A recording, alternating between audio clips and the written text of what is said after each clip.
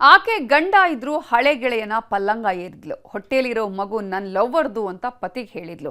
ಗಂಡ ವಿರೋಧ ಮಾಡಿದ್ದೇ ತಡ ಮಂಚಕ್ಕೆ ಕರೆದು ಬೆಡ್ರೂಮ್ನಲ್ಲೇ ಚಟ್ಟ ಕಟ್ಟಿದಾಳೆ. ಏನು ಹೇಳಲಿ ನಾನು ಹೊಸತರ, ಏನೇ ಇದ್ದರೂ ನಿನ್ನ ನಂತರ. ಮೊದಲೆಲ್ಲ ಮುತ್ತೈದೆತನಕ್ಕಾಗಿ ಪ್ರಾಣ ಬಿಡ್ತಿದ್ರು, ಗಂಡನ ಆಯಸ್ಸಿಗಾಗಿ ತಮ್ಮ ಪ್ರಾಣವನ್ನೇ ಪಣಕ್ಕಿಡ್ತಿದ್ರು. ಆದ್ರೀಗ ಕಾಮದ ಚಪಲಕ್ಕಾಗಿ ಗಂಡನಿಗೆ ಚಟ್ಟ ಕಟ್ಟುವುದು ಕಾಮನ್ ಆಗೋಗಿದೆ. ಗದಗದಲ್ಲಿ ಇಂಥದ್ದೇ ಘಟನೆ ನಡೆದಿದೆ. ಹಳೆ ಗೆಳೆಯನ ಸ್ನೇಹ ಬೆಳೆಸಿದವಳು ಗಂಡನಿಗೆ ಗೋರಿ ಕಟ್ಟಿದ್ದಾಳೆ. ಬೆಡ್ರೂಮ್ನಲ್ಲೇ ಸ್ವರ್ಗ ತೋರಿಸ್ತೀನಿ ಬಾ ಅಂತ ರಕ್ತದ ಕೋಡಿ ಹರಿಸಿದ್ದಾಳೆ.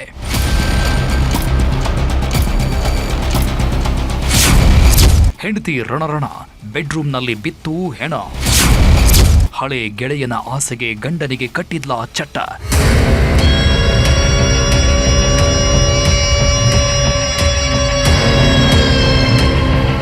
ಇವಳೆ ನೋಡಿ, ಬೆಡ್ರೂಮ್ನಲ್ಲಿ ಕ್ರೌರ್ಯ ಮೆರೆದ ಕಿರಾತಕೆ. ಮಟಮಟ ಮಧ್ಯಾಹ್ನ ಪತಿಯನ್ನೇ ಶಿವ ಅನ್ಸಿರೋ ಚಪ್ರಾಸಿ. ಹೆಸರು ಕವಿತಾ ಅಂತ. ಬಾಗಲಕೋಟೆಯ ಲಕ್ಷ್ಮೀ ನಗರದ ನಿವಾಸಿ. 2022ರಲ್ಲಿ ಗದಗ ಜಿಲ್ಲೆ ನರಗುಂದ ತಾಲೂಕಿನ ರೆಡ್ಡಿರ ನಾಗನೂರಿನ ಇದೇ ವಿಶ್ವನಾಥ ಜೊತೆ ಸಪ್ತಪದಿ ತುಳಿದಿದ್ಲು. ವಿಶ್ವನಾಥನ ತಾಳಿಗೆ ಕೊರಳೊಡ್ಡಿ ಕೆಲ ವರ್ಷ ಸುಖ ಸಂಸಾರ ನಡೆಸಿದ್ಲಂತೆ. ಮುದ್ದಾದ ಮಗುವಿಗೆ ಜನ್ಮಾನು ಕೊಟ್ಟಿದ್ಲು. ಈ ಮಧ್ಯೆ ಪರಪುರುಷನ ಮೋಹ ಮೈಗಂಟಿಸಿಕೊಂಡಿದ್ಲಂತೆ. ಬಾಗಲಕೋಟೆಯ ಯುವಕನ ಜೊತೆ ಜಿಂಗಾಲಾಲ ಶುರು ಮಾಡಿದ್ಲಂತೆ.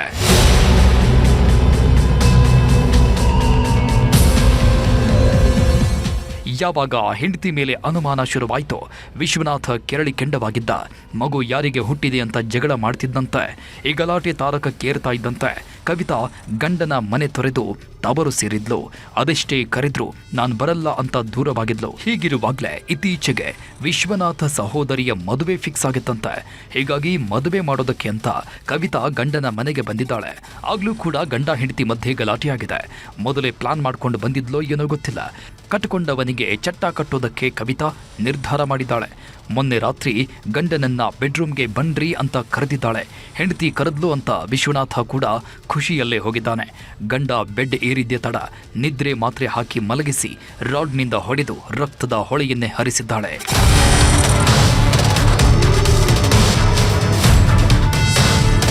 ನೀವು ಸೀನ್ ಆಫ್ ಕ್ರೈಮ್ನ ನೋಡಿದರೆ there is no other probable way that ಈಗ ಸಾಧಾರಣವಾಗಿ ಹೇಳಬೇಕು ಅಂತ ಹೇಳಿದ್ರೆ, ಒಂದು ಮನೇಲಿ ಇಬ್ಬರೇ ಜನ ವ್ಯಕ್ತಿ ಇದ್ದು, ಆ ಮನೆಗೆ ಬೇರೆ ಯಾವುದು ಬಾಗಿಲಿಲ್ಲದೆ ಇದ್ದು, ಮತ್ತು ಈ ಒಂದು ಘಟನೆ ನಡೆದಿದ್ದು, ಅವ್ರ ಪಕ್ಕದಲ್ಲೇ ಇರುವಂಥ ವ್ಯಕ್ತಿ ನಾನೇನು ಕೇಳಿಲ್ಲ ಮಾಡಿಲ್ಲ ಅಂತ ಹೇಳಿದ್ರೆ ಮೊದಲು ಸಂದೇಹ ಉಂಟಾಗುವಂಥ ಒಂದು ವಿಚಾರ.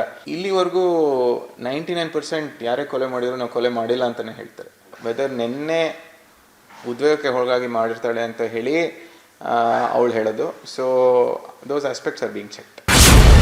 ಕೊಲೆ ಮಾಡಿ ಕಥೆ ಕಟ್ಟಿದ್ಲು ಕಿಲ್ಲರ್ ಕವಿತಾ. ಯಾವಾಗ ಗಂಡನ ಉಸಿರು ನಿಲ್ತೋ ಇಡೀ ರಾತ್ರಿ ರಕ್ತದ ಕಲೆಗಳನ್ನ ಒರೆಸಿ ಕ್ಲೀನ್ ಮಾಡಿದ್ದಾಳೆ.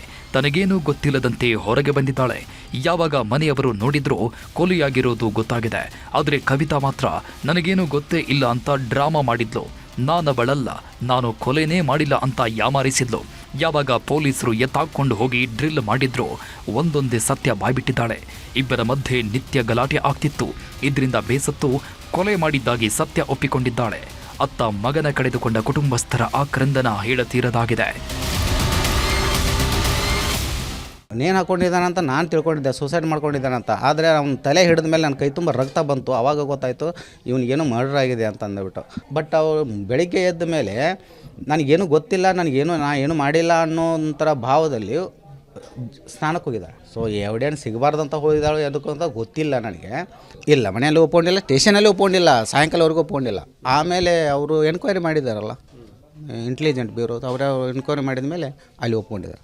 ನನ್ನ ಮಗ ಹೊತ್ತು ಗುಳಿಗೆ ಹಾಕಿ ಅಲ್ಲಿ ಮೊಕ್ಕೋಗಂತ ಕಾಟದ ಮೇಲೆ ಮಣಗಿಸ್ಕೊಂಡ್ಲು.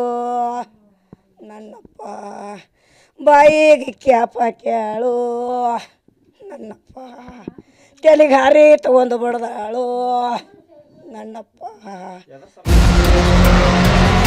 ಸದ್ಯ ವಿಚಾರಣೆ ಮಾಡಿದ ಪೊಲೀಸರು ಕವಿತಾಳನ್ನ ಜೈಲಿಗಟ್ಟಿದ್ದಾರೆ. ಒಟ್ಟಾರೆ 100 ಕಾಲ ಕೂಡಿ ಬಾಳ್ತೀನಿ ಅಂತ ಸಪ್ತಪದಿ ತುಳಿದವಳು ಬೆಡ್ರೂಮ್ನಲ್ಲೇ ಗಂಡನ ಹೆಣ ಕೆಡವಿದ್ದು ಮಾತ್ರ ದುರಂತ. ಸಂತೋಷ್ ಕೊಣ್ಣೂರ್, ನ್ಯೂಸ್ 18 ಗದಗ.